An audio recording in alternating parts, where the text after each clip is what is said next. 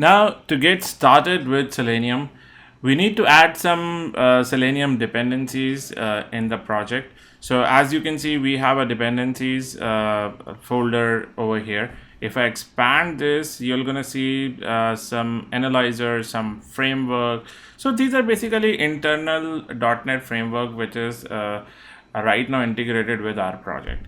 So our project maybe using Selenium, maybe using Appium for mobile automation, maybe using some API automation. So there are different libraries available. Whichever project that you want to integrate with your project, whichever dependency or whichever API you need to integrate with your project, you need to add a dependency for that particular project. Now, for the timing, we're gonna get started with Selenium, which version of Selenium to use, and which is the latest version of Selenium that we'll be working on. So we're gonna have a detailed discussion about this. We're gonna see the brief history of Selenium project starting from the very first version up till the current version as well, and we're gonna have a very detailed discussion around the same. But for the time being, to get started, at least to see how easy it is to get started with automation Selenium. So for that, what you need to do is just you need to right click on your project, and you see over here manage NuGet packages. So this NuGet is something like you are installing any external software or you are consuming any external API. Like if you have ever worked on Java Selenium or maybe Python. So in Java we have something called as Maven. In Python we have a pip. Same way in JavaScript we have Node package manager. In case of C#, we have this NuGet packages. So if you click on this, you're gonna see you get a couple of options over here. I'm gonna go to browse. There is nothing installed in this project right now, so I'm gonna go to browse, and here I'll be searching for Selenium.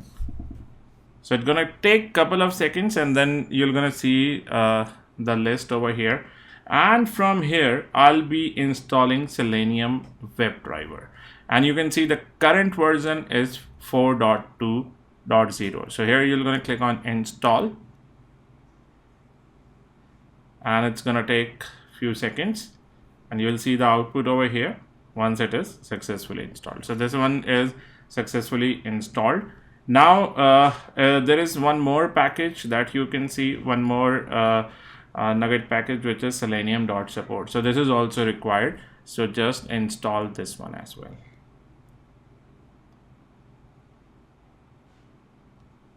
And you can see it is saying downloading missing packages.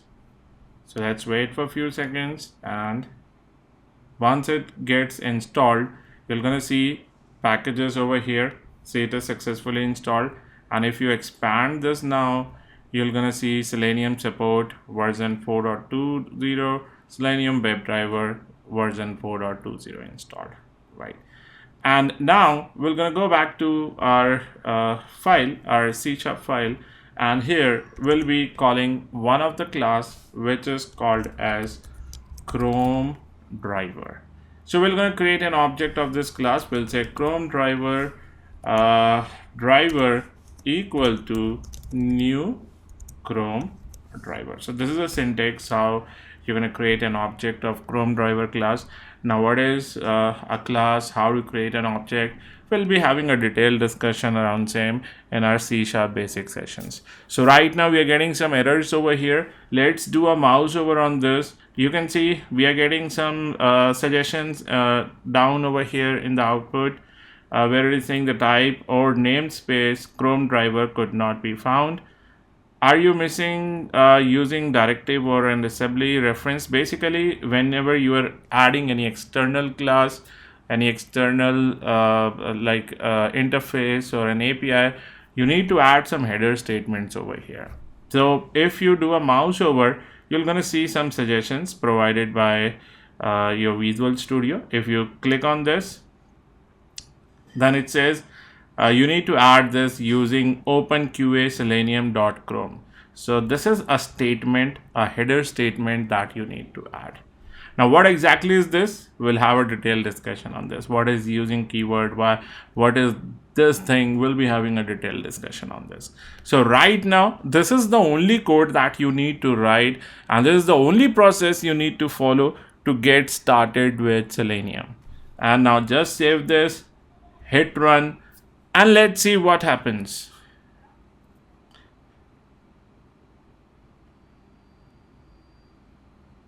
And let's wait. And you can see a Chrome browser is successfully launched. So this is the only setup that is required. Very, very simple installation process, right? And now in case you want to navigate to any website, you'll simply say driver dot, and you'll start getting a list of methods over here. So one of the property that you'll be calling is URL. So driver dot URL, and here in a format of a string, you need to pass on in double quotes, you need to pass on the website URL that you need to navigate. So I'll be giving over here, let's say way to automation.com, and then I'll hit save, press F5, and then it is going to launch the application, and we're gonna navigate to way to automation.com, right? So now let's say I want to get the title of this page. So I'll keep on calling the methods. I'll close this, and then I again say driver dot title, and this will actually going to return you the title, but it's not going to print the title for you. So in order to print, you'll be using the same thing, that is console dot write line. So put this thing inside console write line, put a semicolon over here, save this, run this again, and then you're going to see in the console it is going to print the title of this application. So once the website is successfully launched, you're going to see the title is printed over here. Now same title you can also print over here in the debug output. So how you going to do it? In order to do this, what you need to do is, instead of console.writeLine, you'll say debug dot writeLine, and you're gonna pass on the same stuff over here and save this. So now when you run it,